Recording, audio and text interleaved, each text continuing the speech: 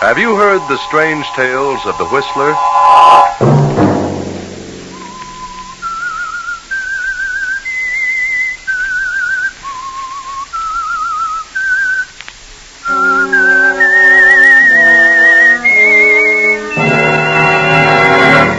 I'm the Whistler.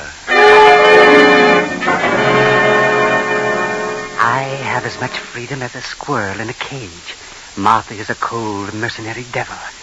But I'll have freedom beginning tonight. I'll kill her. Friday night, and again, CBS presents The Whistler.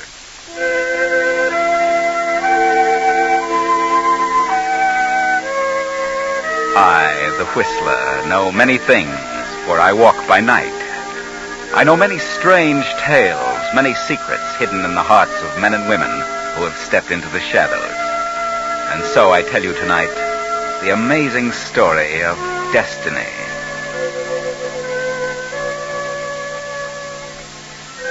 At a long table in a New York office sits a little man. He is slightly bald and thin and 45. A mild-mannered, reticent little fellow named Milton Strong. But Milton is anything but strong. For the past 25 years, he has worked in the office, and now, as a bookkeeper, is earning the stupendous salary of $35 a week. Milton can't understand why no one appreciates his ability. Milton has grown a bit sour, but he's never had the nerve to ask for a raise. Today, however, is going to be different. His wife has started him out with a lecture, and Milton is going to face the boss in a manner both clear and strong. Mr. Goulthright, I'd like to have a word with you. A word? Mr. Goulthright, it has long been my decision to approach you on this subject, but for various reasons, a sense of reticence has bade me be silent. How long did it take you to memorize that, Milton? I am 45 years old. I've worked hard and long and faithfully for this company. That's right, Milton. I'm aware of that. You haven't missed a day in all that time. In fact, our efficiency expert is getting out a booklet, and he's using you as the feature. I came to this firm as a lad of 20, and in all the following 25 years, I asked for very little. I did my work well. Sure you did, Milton, and the company appreciates it. I now draw a salary of $35 a week, and I thought that if, after all this time, 25 years, you could see your way clear to afford, Go on, Milton. to afford, I'm not getting any younger. Well, Milton, strange as it seems, I've just come from a meeting of the department heads. Mr. Unger is the head of the accounting department, and, now let me see. Oh, yes, here it is. Yes, here's his recommendation regarding you, Milton. Oh, yes, Mr. Goulthright. He recommends that you be retired at half salary, as of the first of the month, in consideration of your long service and loyalty to the company. Retired? Oh, but that can't be. Retired? Well, that's what it says here. But I don't understand. I'm only 45. Why, no one is retired until he's at Why, least... you should be tickled to death. It's like a pension. But I came here to ask for a raise. A raise? Well, how could that be possible when your department head suggests retirement? Oh, I see. Why, you should be tickled to death. I'd be, and you get 2 weeks full salary and 2 weeks vacation besides at full pay. You know, Milton, I kind of envy you. So I'm fired. Fired? Why, that's crazy. You've been honored. Good night, Mr. Gould. Good night, Milton. After Saturday, you've got nothing to worry about. Nothing.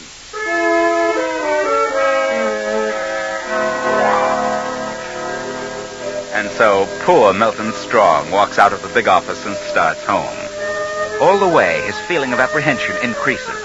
His wife, Martha, what will she say? It was his wife who stirred him to the point of demanding a raise. Finally, Milton gets up nerve enough to go home. Home to certain death at the hands of Martha. That you, Milton? Yes, it's me, Martha. Well, where on earth have you been? Can't you ever get it into your head that when I say dinner will be ready by 6, I mean it? Well, things happen sometimes to delay me, Martha. Delay you? Huh. I'd like to know what could happen to make you this late. But you see, I took some time to talk What to do you mean by coming into this house with that mud on your shoes? Get outside and take those rubbers off. Yes, I forgot. Yeah, you'd forget your head if it wasn't tied on. Yes, Martha, I'll take them off. And what do you mean coming into the house smoking that stinking pipe?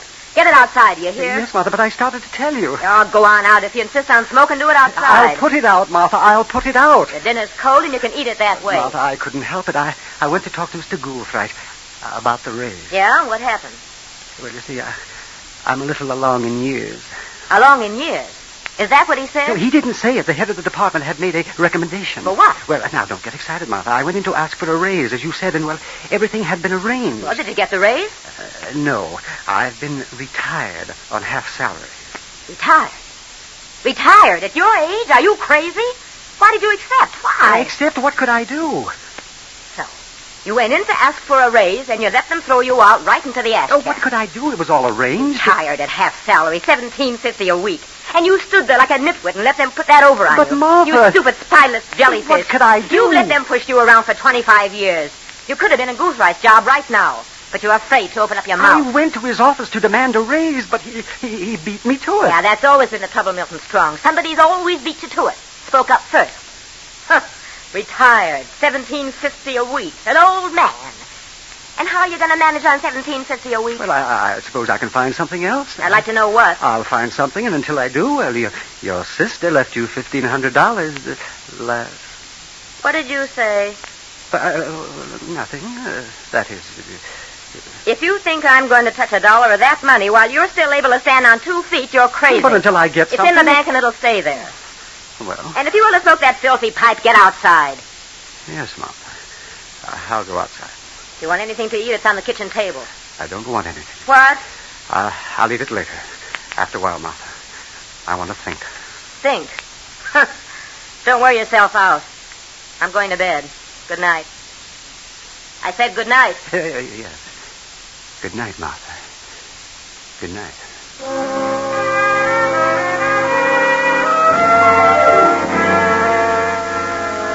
It is long past midnight, and Milton has been sitting by the window, staring into the night.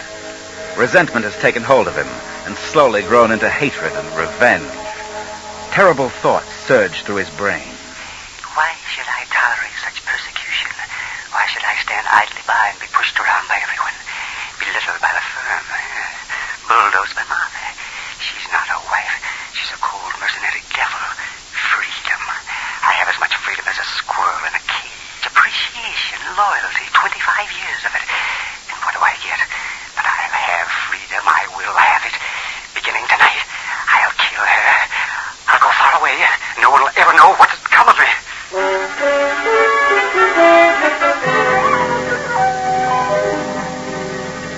Trembling in anticipation, Milton goes into the small kitchen, opens a drawer, and steps softly to Martha's room. Opens her door and stands listening to her easy breathing. Then... Milton leaves the house and wanders about the streets till dawn. Then, at 10 a.m, he steps into the bank. Good morning, Mr. Strong. Oh, I'd like to cash this check, please. I see. Purchasing some property, Mr. Strong? Yes. Well, just a second. Oh, very well. How do you want it? Oh, but it doesn't matter. Perhaps the small bills would be best. Oh, yes, of course. This is 4, 3, 4, 15. There you are. Thank you. Good morning.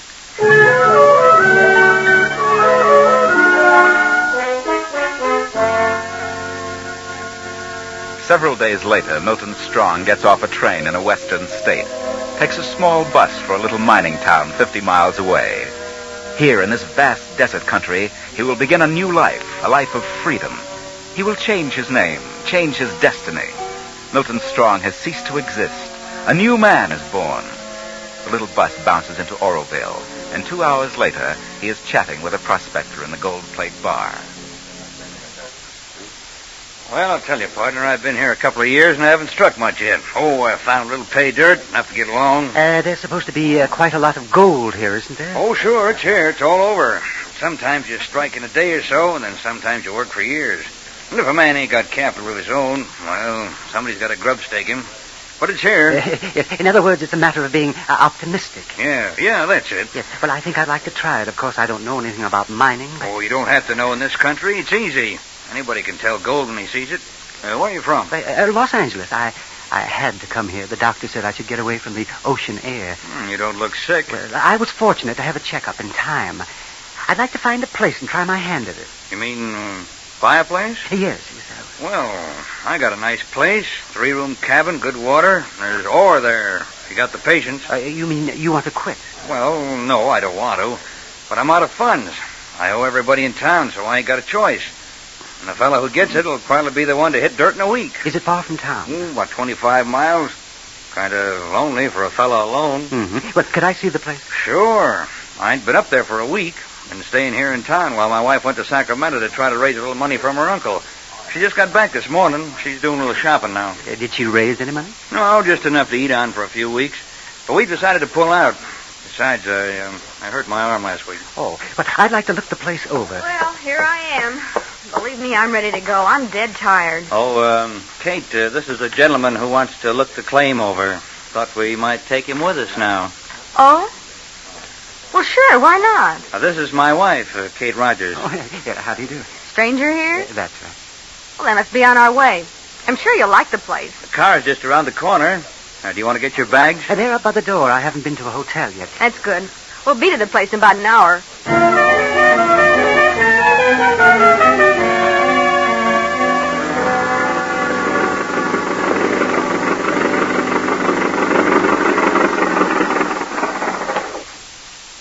Well, this is it, friend. It looks fine from here. And have a look inside.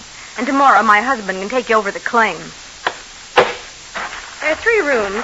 Living room, bedroom, kitchen. All fairly good size. Well, that should certainly be enough for one man. You're not married? No, I'm alone. Just a minute, I'll light the lamp. No electricity up here.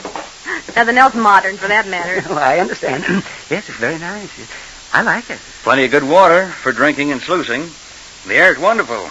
That should interest you. Air? Something wrong with you, stranger? Yes, well, just a little touch of lung trouble. Oh, by the way, Mr. Rogers, how did you injure your arm? I noticed it's in a sling. Oh, it was my own darn fault. Kate warned me about digging on that ledge. I fell off and, well, I didn't break it, but the cuts just don't seem to heal up. Oh, I see. Now, to get back to the property, I'm pretty sure there's ore on it. Rich ore. And there's plenty of game around here. Come on, take a look at the bedroom and the kitchen. This is the bedroom. Steve! And, Steve! Oh, what's the matter, Kate? Look, Steve! Look! Yeah? Oh, steady, Kate. Take it easy. But who is he? I don't know. But he's dead, whoever he is. Dead? He's been shot. No blood around here that I can see. Must have been shot someplace else and made his way to our place. But who is he? I don't know. Never seen him before. According to his clothes, I'd say he was from out of town. Man from some city, wouldn't you say? Yeah, he must be. About 45 or 50, I'd say. Steve, we better go back to town and get the sheriff. Yeah, I guess so. Somebody should stay here. You'll have to drive me in, Kate, unless you can drive, mister. Oh, no. I never drove a car in my life. Do you mind staying here? No, I'll stay. Then come on, Steve, let's go.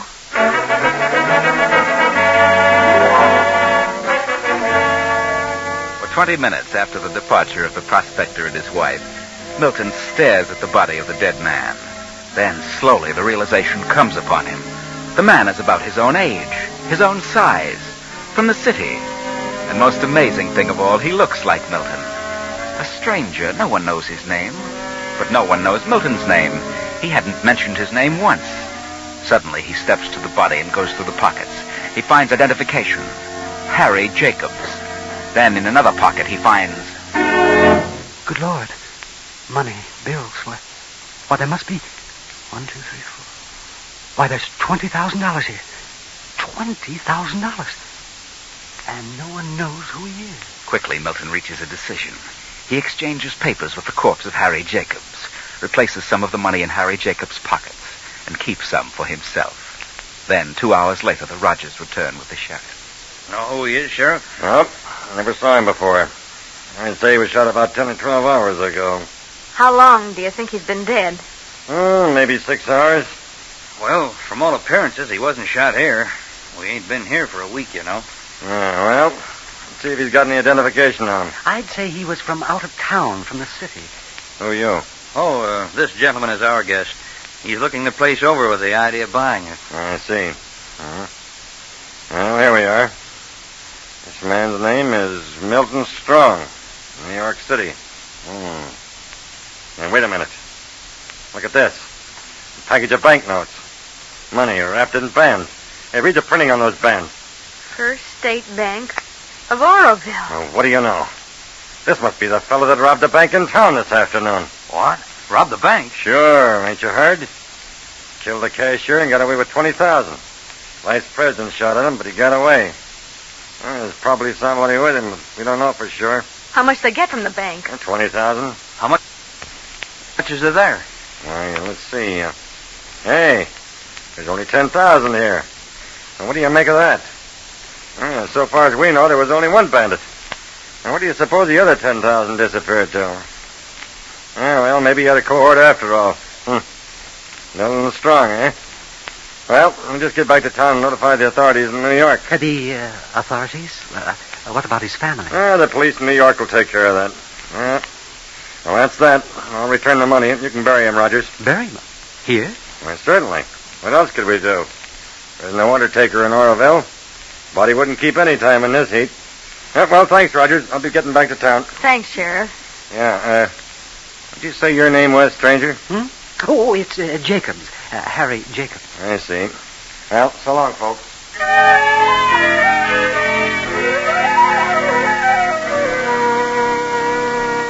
So, next morning, Milton Strong, the bank bandit, is buried in the sand at the edge of the claim. Yes, Milton Strong is no more. He is now known as Harry Jacobs. In the afternoon, Rogers shows him over the property and explains its potentialities. He still hasn't decided, and after dinner leaves the cabin again. Where's he gone now, Steve? Oh, he's wandering around by himself, trying to make up his mind if he wants a place. Sure is strange acting, galoot. I'm just a bit suspicious of him, Kate. He said he came from Los Angeles. But how do we know? Yeah, that's right. How do we know? I don't think he's here for his health. And I don't think he's a darn bit interested in prospecting. Steve, what do you think? Tell me. Well, I went all over the property again. Yeah? Well, you wear yourself out hiking around like that. Mr. Rogers, I've made up my mind. I'll take the place. Yeah? Well, now I'll tell you. Kate and I have been talking things over, and, well, take a good deal to buy the place and finance the workings properly. But I've got plenty of cash, and I want the place to myself. Yeah? You got the money with you or in a bank? Yes, I have some with me. Enough, I'm sure, to handle the deal. You say you came from Los Angeles? Yes. You're a funny-acting fella, Jacobs. A little too quiet for my likes. Don't talk much. Just what happened in Los Angeles? Oh, what do you mean? You said you came here for your health. If it's lung trouble, as you said, then why don't you cough any?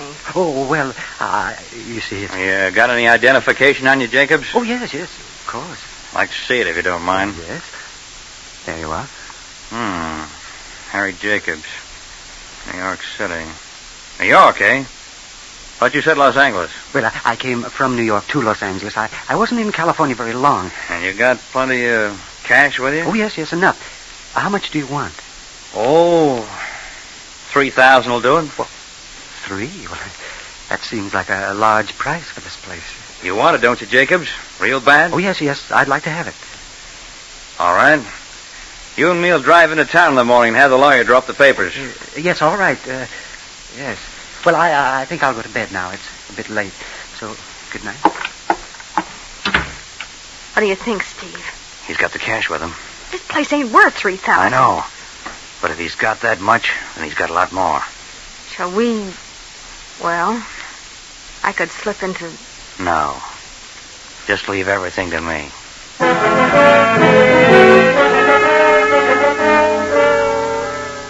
But Milton doesn't sleep well. The strange attitude of Rogers and his wife makes him uneasy. Next morning, he is up at 8 and finds Kate Rogers in the kitchen.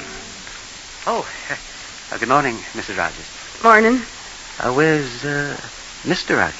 Why, he drove into town to get the lawyer. He didn't want to disturb you so early. What?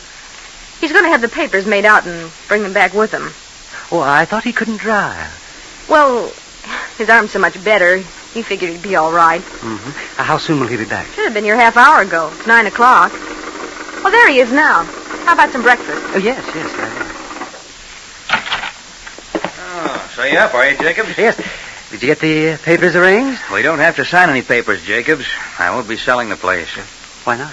I don't have to. I'll have all the money I need in a few days. But you said that you... I haven't been to any lawyers. I've been to the sheriff's office. Sent a wire to New York. And I got an answer. What? A wire? Well, what about? Put up your hands, Jacobs. Put them up. You may be a mild-looking little guy, but I'm taking no chances with a killer. What did you say? You're wanted by the New York police for banditry and murder. Oh, no, but it's a mistake. Here's the telegram. Your description. Read it. Yes, sir. Well, Harry Jacobs, 45, 5 feet 6, as per your description, wanted for robbery and murder of bank messenger. $10,000 reward. Dead or alive. $10,000 reward. Get that? No, it's all a mistake. You don't understand. I understand, all right. You and your partner came out here to hide out. Probably robbed a half dozen banks on the way. Partner? What partner? The fellow we buried the other day. That Milton Strong. The sheriff said there must have been 2 bandits, and there was only $10,000 on him. What become of the other $10,000? I tell you, I had nothing to do with the holdup. You carry too much cash on you, Jacobs. If you got $3,000, you must have more. You were too anxious to get this place, and it ain't worth more than $1,000. Yes, but you're wrong, Rogers. You're going back to town with me, Jacobs. I'm collecting that $10,000 reward. No, please, no, don't take me back. I can't go back to New York. I can't. I can imagine that. They'll fry you. You've got to listen to me. You've just got to... Search your stuff, Kate. He's got the money someplace. No, wait. I've got the money. And here it is. The money from the bank. There. Steve, that's it. The same bank wrappers. And yeah, it's 10,000. No, there's more. Another 1,000. The 10,000 of the wrappers belongs to the bank. The rest is mine. That's all we need to know, Jacobs. Come on. And I hope the sheriff don't spill this before you're locked up. The town would tear you to pieces. No, look, just listen to me. I swear, I never saw that dead man in my life. I did come here to get away from embarrassing circumstances. I wanted to lose myself. After you went for the sheriff, I searched the man's pockets. I found his identification. And because he resembled me, I switched his papers with mine. And then I found the money. I decided to keep some of it. I am Milton Strong, and the dead man was Harry Jacobs. What a story. Who'd believe that? Don't send me back to New York. There's no reward for me. The truth would come out and you wouldn't get a dime. Now, here, you keep this money I took from the robber and let me go. No one will ever know the difference. Oh, no. I'm not that dumb. I'll turn you and the money in and collect the reward. I'd rather get it legally. Come on, Jacobs, before the town gets wise.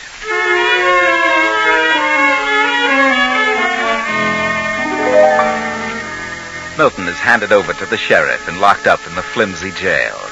They have wired New York, and a detective with extradition papers is flying west. But unfortunately, the word has gotten around town that the jail holds the murderer of the bank cashier. A crowd of men, silent men, has gathered in the front of the jail. I don't know what we're going to do about this, Rogers. Are you sure you didn't say anything about it? I didn't say a word. I don't know how they found out about it, but maybe some of your deputies talked. I warned them not to say a word. I don't mind crowds that shout and yell. But I am afraid of the crowd that just stands and says nothing. They're sure on the warpath. Yeah. That detective from New York should have been here an hour ago. I sent a car to meet the plane. Maybe the plane was late. Yeah. Well, if the crowd starts anything, somebody's going to get hurt. Hey, you fellas better get your shotguns ready. They might break out any minute. Well, Jacobs, got anything more to say? But I've told you that I'm Milton Strong. I had nothing to do with the bank holdup. Well, that crowd looks surly, so I guess I better put you back in the cell. Wait a minute. Here comes your car, Sheriff. It's about time. Go out and tell Jake the driver to stay around the back of the jail and stay in the car. Don't let that crowd know what he's doing. Right, Sheriff. I get you. You Sheriff Talbot? That's right, and I'm mighty glad to see you. Number 10 o'clock. Yeah, I know. Now, let's get down to business. The crowd outside's going to get impatient pretty soon. Crowd? What do they want? Yeah, what they call justice. This fella here held up the bank and killed the cashier. But I wanted to be sure he was Harry Jacobs. He had identification on him, but he claims he's Milton Strong. Milton Strong? Yeah. But we buried Milton Strong several days ago. We found part of the bank money on his body. Milton Strong? Yeah. But if he's really Harry Jacobs, I'd prefer you get him out of here and deal with him in New York. I had one lynch in here, and I don't want another. But he isn't Harry Jacobs. I knew Harry personally. He ain't Harry Jacobs. No. But he is Milton Strong. Harry Jacobs was a professional holdup, but not Milton Strong. Then we really buried Harry Jacobs. What do you mean? I took this fellow to my claim with the idea of selling it to him. Yeah. We found a dead man in my cabin. I came after the sheriff, and this fella claims that while we were gone, he exchanged papers with the dead man. Well, from all appearances, that's just what he did. Yeah, but why should he do that? Well, Milton Strong is wanted in New York, too. I'm wanted in New York? What for? As if you didn't know. Well, what's he done? What's he wanted for? Hey, that crowd is starting. Get him out of here. Hurry. Out the back way. The car's waiting. Let's go, Milton. You can catch 11:30 train. I'll stall them off as long as I can.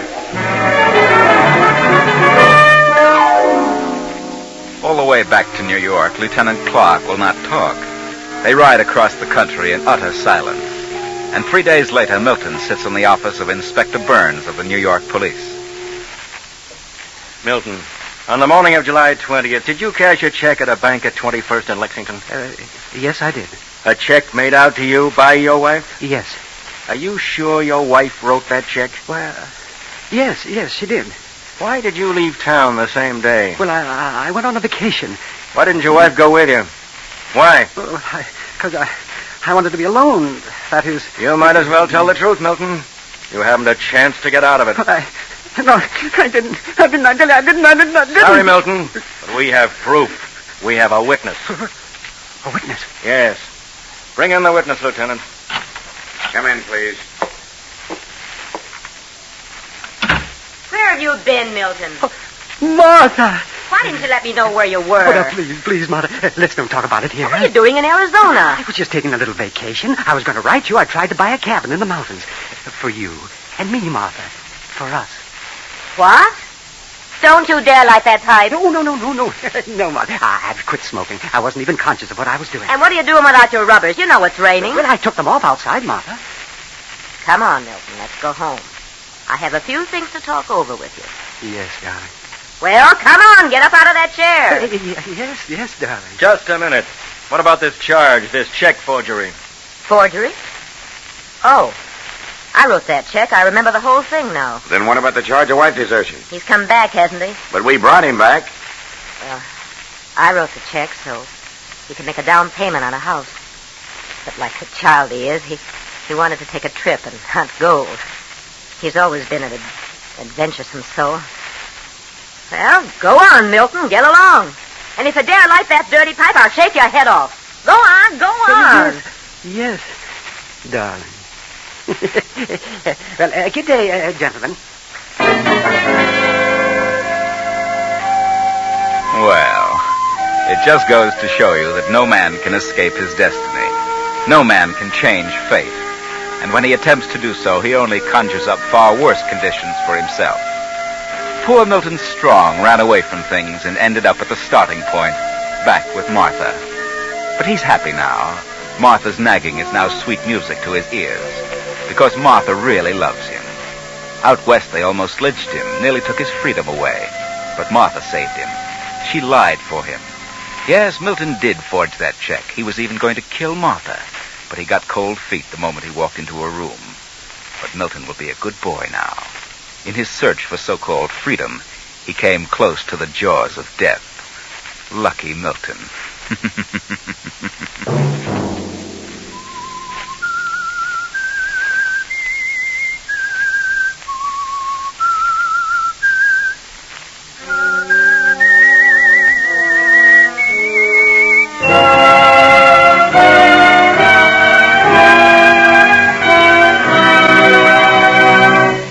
CBS has presented The Whistler.